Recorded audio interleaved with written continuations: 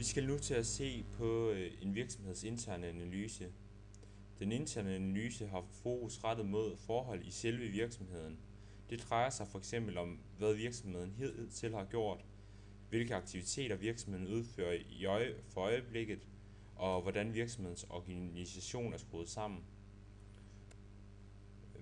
Porters værdikæde viser virksomhedens aktiviteter som en kæde, der tilsammen skaber produktets værdi for kunden.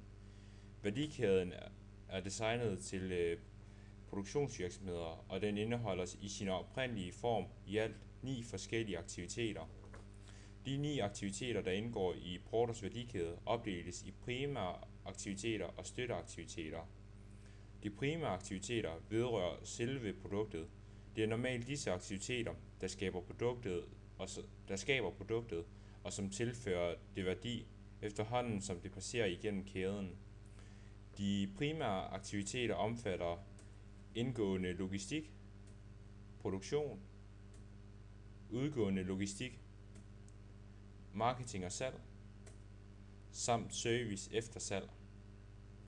Støtteaktiviteterne vedrører ikke selve produktet, men de er nødvendige for, at virksomheden kan omdanne råvarer med videre til færdigvarer.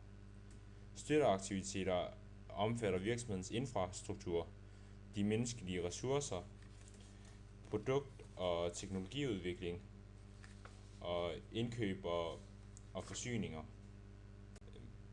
Det Porters værdikæde kan bruges til, er at klarlægge, hvilke aktiviteter der bør forblive i virksomheden, og hvilke aktiviteter der med fordel kan outsources. I forbindelse med en virksomheds strategiarbejde er det meget afgørende at få fastlagt disse forskelle i værdiskabelsen, så virksomheden kan anvende sine ressourcer målrettet i forsøget på at skabe størst mulig værdi for kunderne. En måde, hvorpå man kan opnå denne indsigt, er ved f.eks. at betragte aktiviteterne som kompetencer. Det vil sige ud fra deres evne til at opfylde omgivelsernes krav og forventninger. Her bliver der opereret med 4 forskellige typer af kompetencer. Den første kompetence er kernekompetencer, som er unikke kompetencer, der er svære for konkurrenterne at kopiere. Den anden kompetence er komplementære kompetencer, der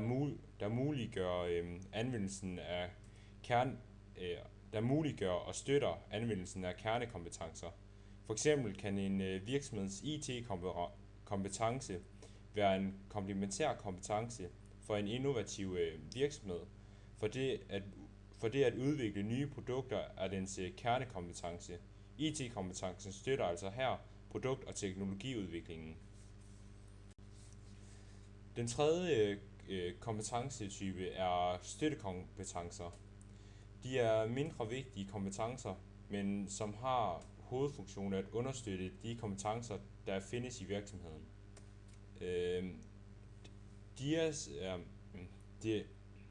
Den sidste kompetence er fokuskompetencer, som er kompetencer virksomheden holder et vågent øje med, da de kan have potentiale til at blive fremtidens kernekompetencer. Det skal så bemærkes, at værdiskabelsen ikke kun sker isoleret i den enkelte virksomhed. Den sker i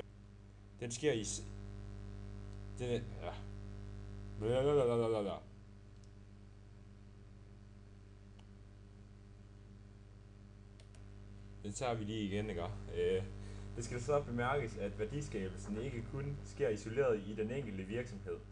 Den sker også i sammenhæng med leverandører og kunder.